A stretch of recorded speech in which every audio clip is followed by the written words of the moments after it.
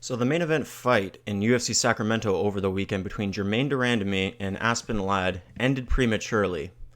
Now I'm going to make the case why I think that was the best possible outcome for all parties included, and that is including Aspen Ladd. I know that might sound a little bit weird up front, but allow me to go into it. If you watched the fight, it ended in 16 seconds, essentially after one punch was landed, a right hand from Germaine de Randamie that landed flush and dropped Aspen Ladd really, really badly.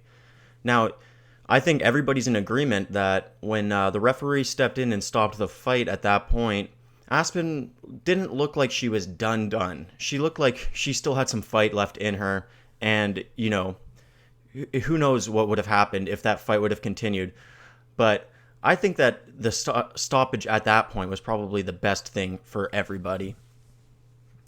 So let's just imagine for a second if that fight does continue. Perhaps Germaine de Randamie lands several vicious ground and pound shots and Aspen takes even more damage and the fight is stopped at that point. We could imagine another scenario where perhaps Aspen weathers the storm and ends up coming on strong with her own grappling, and where she had a significant advantage. Obviously, Germaine had a significant advantage in the kickboxing in that fight, as she would against just about anybody. But if Aspen, let's say, yes, she would have come back and won that fight, I mean, she would have been 9-0, still 24 years old, and immediately they would have pushed for her to take on Amanda Nunes. Now, I mean, the way that Germaine de Randamie landed that vicious strike just 16 seconds into the fight does not give me a lot of hope for Aspen Ladd's chances against Amanda Nunes. I mean, I think that Germaine's it's credible to say that Germaine probably has better pure kickboxing than Amanda, but I think in terms of striking power, Amanda probably outguns everybody. I mean, she knocked out Cyborg, so I think it's fair to say and safe to say that if Nunes went against Aspen Ladd and landed a big shot like that, it would just be devastating at this point in Aspen's career. Now, Aspen just competed only 2 months ago in May and then turned right around into a main event here in July. And I think that's probably part of the reason why she looked so bad on the scales as well. I don't know if anybody saw the weigh-ins, but she was shivering on the scales, didn't look very healthy by any stretch. She made the weight. But cutting weight down to 135, she missed weight one time earlier in her career as well. I think making that weight 2 times in 2 months was probably a lot for her. I understand the main event, it was a big opportunity, and if she won, she was definitely going to get a shot at Amanda Nunes, so you can't fault her for taking the opportunity. But I think at this point, Aspen really should take a step back and probably take off until early 2020 and just skill develop, because it's really, really difficult to skill develop in the sport when you're in camp. When you're in camp, you really have to focus on getting the weight off. You have to focus on, getting into best fighting shape. You're doing very specific drilling, fight-specific drilling to simulate the certain different situations that you think you'll be in during the fight. But you're not really skill developing in the same way that you can when you're out of camp and you can just work on different things.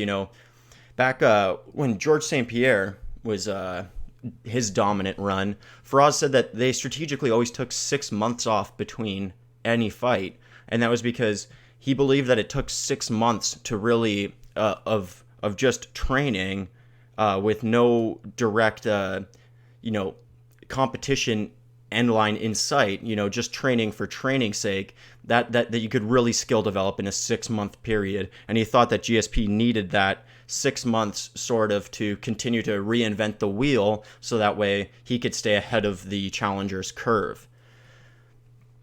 All right, so going back to Aspen Ladd, she's only 24 years old and was previously 8-0. She has, if you saw her fight against Tanya Evinger, against Lena Landsberg, her ground and pound is ferocious. And she's a big 135er, although Germaine's a huge 135er. She looked big beside her.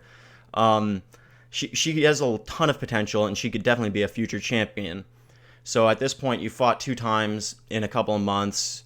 You had a hard time making the weight. I think that it would be good for her to step back and take a backseat for a little bit, skill develop, try to work on that striking defense, obviously work on everything, but that should be eye-opening that such a vicious right hand was landed on her only 16 seconds into the fight when the champion of your division is Amanda Nunes. Now, looking at Germaine, and speaking of Amanda Nunes, I think everybody after Amanda's fight against Holly there is saying, how there's nobody really left for Amanda to fight and stuff. I mean, it looks pretty obvious that Germaine's left for Amanda to fight. She was already ranked number 1 before her fight against Aspen there. Pardon me. And she knocks her out in 16 seconds. So I think it's fair to say that Germaine is obviously the next contender for Nunes. Now Nunes and Germaine fought in the past, and Nunes won by TKO there in the first round. It was a slightly controversial stoppage. I mean, Amanda got mounted and was just raining elbows for like a minute straight, and Germaine was doing a decent job of blocking, but she wasn't doing anything to try to get out of the scenario. I think she was just trying to weather the storm, get to the end of the round, and hope that Amanda would have tired herself out, which she might have. But that strategy didn't work, and Amanda won by TKO. So anyways, that rematch, that's really intriguing because Amanda won that fight against Germaine by taking her down and getting to the mound and landing that vicious ground and pound. She didn't even try to freaking stand with her. She was just looking for the takedown the entire time. She got it fairly quickly and landed the devastating ground and pound. And Amanda went in there guns blazing against Cyborg went guns blazing against Amanda, and Amanda returned fire. But still, she stood toe-to-toe with Cyborg, so it'd be interesting to see if she would be willing to stand toe-to-toe with Germaine now, or if she would still look to get the fight to the ground, where she definitely has a significant advantage. Although she had an advantage against Holly and didn't even attempt to put the fight there.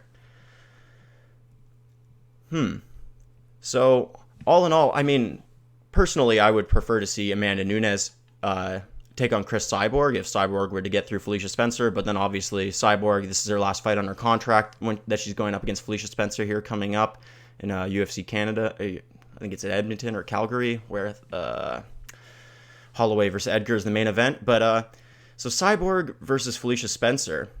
If Cyborg gets through that and re-signs her contract, I mean, I would rather see Amanda Nunes versus Cyborg.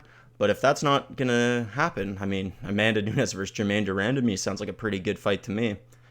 And as far as Aspen Ladd, I think she should take a step back, regroup, skill develop for 6 months or so in 2020 at the start of the new year, start looking for a new fight. And I think 2020 could be the year of Aspen Ladd.